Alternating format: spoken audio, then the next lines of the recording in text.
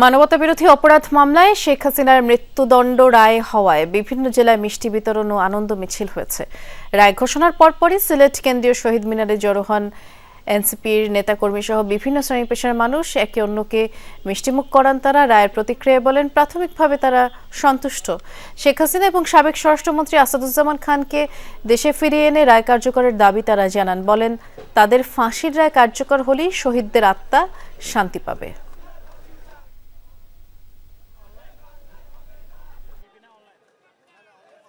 প্রত্যাশিত একটা রায় আসছে, কিন্তু এখন আপামর জনতা সবাই চায় এই রায়টা যেন দ্রুত কার্যকর হয়। এই রায়তে আমরা খুব খুশি, তবে অতটাও খুশি নাই। ওই দিন অতটা খুশি হবো যেদিন ফ্যাসিস্ট হাসিনাকে দেশে এনে বাইতুল মুকাররমের সামনে জুমার নামাজের পর জাতির সামনে ফাঁসি দেওয়া হবে। এই দিন আমরা সব থেকে খুশি হবো।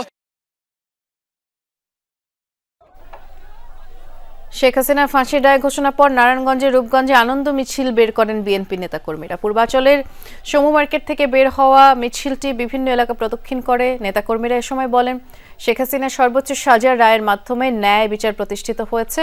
পলাতক আসামিদের ফিরিয়ে দিতে ভারত সরকারের প্রতি আহ্বান তারা জানান।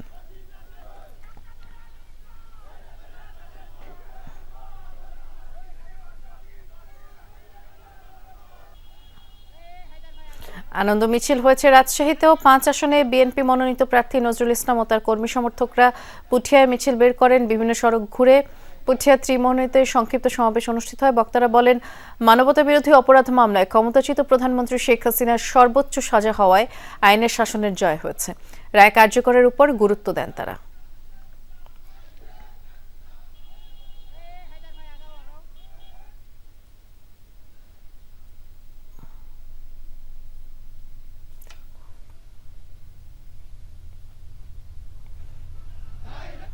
রায় পরবর্তী বেশ কিছু প্রতিক্রিয়া আপনাদের আমরা জানাচ্ছিলাম। এই পর্যায়ে আমরা চট্টগ্রামে ছাত্র জনতার প্রতিক্রিয়ার খবর জানবো। সহকর্মী জোবায়েদ ইবনে শাহাদাত আমাদের জন্য অপেক্ষা করছেন। এই রায় ঘোষণার পরে এখানে যারা সমবেত আছেন, ছাত্র জনতা যারা আছেন, তাদের সাথে তো নিশ্চয়ই আপনার কথা হয়েছে। জোবায়েদ, কি বলছেন তারা? রায় নিয়ে সন্তুষ্ট কিনা?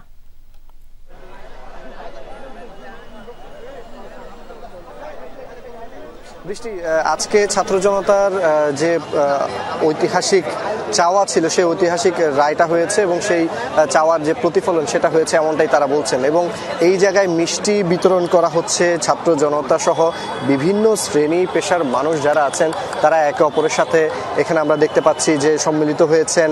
তারা একে অপরের সাথে কোলাকুলি করছেন, মিষ্টি খেয়ে তারপর কোলাকুলি করে আনন্দটা ভাগাভাগি করছেন।